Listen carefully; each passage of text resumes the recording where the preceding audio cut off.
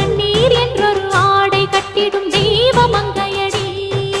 தையம் தீயம் தக்கு சீயம் தக்கு தையம் தீயம் தக்கு சீயம் தக்கு தையம் தீயம் தக்கு சீயம் தக்கு தையம் தீயம் தக்கு சீயம் தக்கு. தை பொங்கலும்